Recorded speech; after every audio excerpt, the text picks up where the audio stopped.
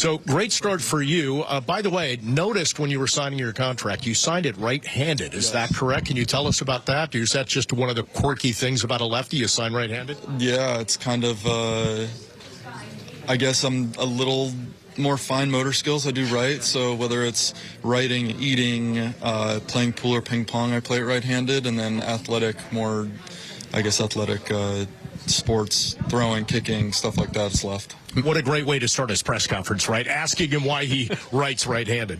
You are a free agent. That means that they're recruiting you. Obviously, they gave you a really nice contract, but there were other selling points. What were the things that really helped you decide, listen, I want to be a Yankee? I think that the commitment to winning was important. I like playing meaningful baseball at the end of seasons, and October baseball is the best baseball and the most pure form of baseball you can play. So knowing that the Yankees have a standard of getting to the playoffs, going deep in the playoffs, and winning World Series, it was from that perspective, it was an easy choice. Did their run to the World Series last season and what you saw from them, and then knowing your desire to get back after 2021 and winning it all, have a lot to do with that as well? Yeah, of course. I mean, it's a really good club, and there's some very, very important, unbelievable players, fixtures on this roster that there's a good chance to having deep runs every year. So being able to kind of be a part of it and help out in any way I can, I'm excited. Max, when we were in Dallas and the rumblings were that the Yankees were very interested in you, a lot of Yankee executives were using the word pitchability to describe you, and they said that's about as high a compliment as you can give a pitcher. What does pitchability mean to you, and why does that apply to you? It's a very nice compliment, but for me, it's just about being able to make adjustments. During a start, if you don't have your good stuff of just being able to get through until you can kind of find it again. If you don't have your curveball early, you can kind of just salvage and make your way and navigate through a lineup until you're able to find it, and then you can lean on it again. I've been very fortunate to have a lot of really great people to help me out, and just kind of give me the right lane and the right attitude to have, and that's, you're not going to feel your best at every single time, but the more you can go out there and be consistent and give your team a chance to win no matter what, it helps. Let's talk about that sort of genesis of the curveball. It started with your dad, right, and his love of Sandy Koufax. Is that kind of where it began, in watching clips of Koufax throw that curveball? Yeah, I think that it was definitely a part of there, and then also my longtime mentor and basically who I learned the game from a very young age, Reggie Smith. He kind of showed me a grip, and it kind of evolved from there, and being able to be under his tutelage, and then also just my dad's fandom and love for the Dodgers, Sandy Koufax, and that, etc. Definitely played a role into that. Now, I do want to ask you a follow on Reggie Smith. Won a championship with the Dodgers in '81, part of that 77-78 rivalry in the World Series. Did you guys talk about this at all, and kind of also when you were pitching for the Braves in 2021 in the World Series, how different it is to pitch in the postseason? We have a lot of conversations, and not specifically about the back and forth, but he just expressed how happy he was, and that he was excited for me to be able to go to a fan base that is passionate and knowledgeable as the Yankees fans are. And but talking about playoff baseball, he's always kind of talked to me and been very forthcoming with just the game within the game. And at the end of the day, you're still playing a game, and we've got a lot of analytics and things to that extent, but there's still little nuances that you have to play to be able to kind of get the edge. And having that base level knowledge from a very young age was really beneficial. Max, Baseball Savant lists you as having thrown 7 different types of pitches last year. Some starting pitchers try to get by with 3. How are you able to be so comfortable and to harness all of those and have those at your disposal?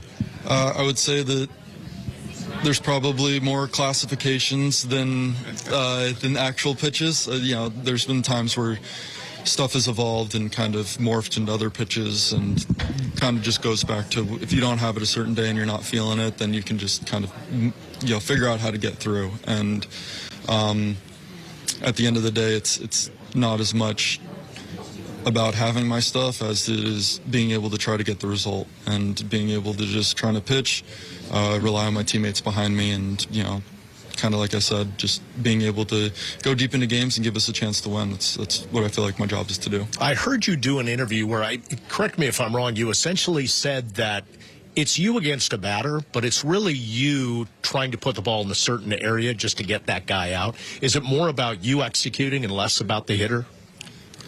I think it's a little of everything. I mean, sometimes you can put a ball in a really good area, and these are really good hitters, so they're gonna beat you, and they're gonna be able to do it. At the end of the day, it's kind of a chess match. You're always making moves and seeing how they respond and being able to adjust from there. So I think just being able to have the ability to adapt on the spot, and to be able to just kind of, like I said, that game within the game, just being able to play it and try to win every single time.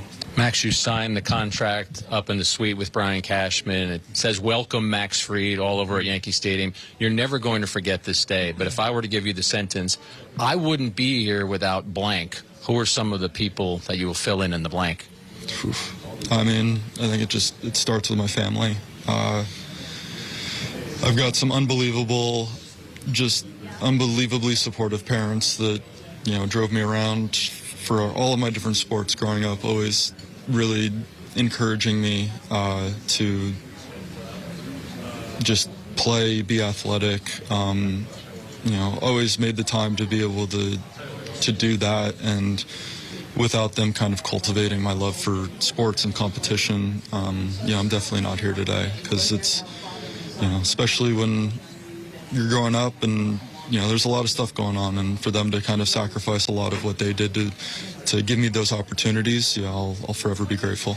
So what's ahead for you now? You get through the holidays. Are you a guy that likes to start throwing in December? Or do you wait till you turn the calendar to the next year and get going? What's it like for you now? So I would say these, the last couple of weeks have definitely thrown a wrench into things, but no, definitely playing catch, ramping up, and I'm heading back, just going to head back and kind of hunker down and get ready for spring training. It's time to start preparing and kind of revving things up and getting ready for next year.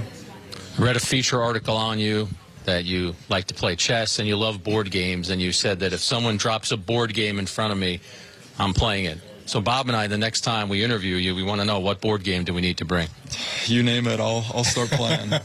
That's kind of the joke with my family and friends of, for our fun, whether it's just dropping in, it can be anything from Monopoly to Catan to chess to whatever it is. We're gonna cards even, but we're gonna just compete, and we're gonna talk smack to each other, and just all for bragging rights. But I've got an extremely competitive family, so it's what we like to do. You mentioned ping pong. Are you number one in most clubhouses, by the way? No, unfortunately I'm not.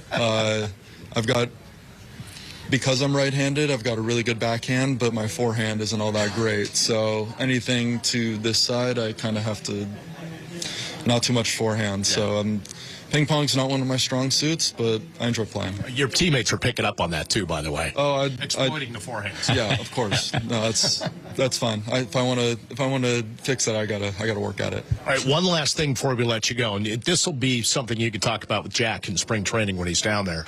You're a big music guy. Jack's a big music guy, so Jack, be prepared for some musical questions for Max Fried in the spring. What did you warm up to last year? It kind of changed, but towards the end of the year last year, I've got a older brother, and he pushed me into kind of more 90s hip hop, so I was a little like Work by Gangstar. So but I haven't really decided yet. We're going to think about what I want to do going into next year, but yeah, I love music. tried playing the guitar, wasn't all that much of a success, but it's, definitely love music. We'll discuss some playlists, and Judge usually controls the music in the clubhouse, so that's the guy you're going to have to lobby for what you want to hear. I'm excited to see what he's got.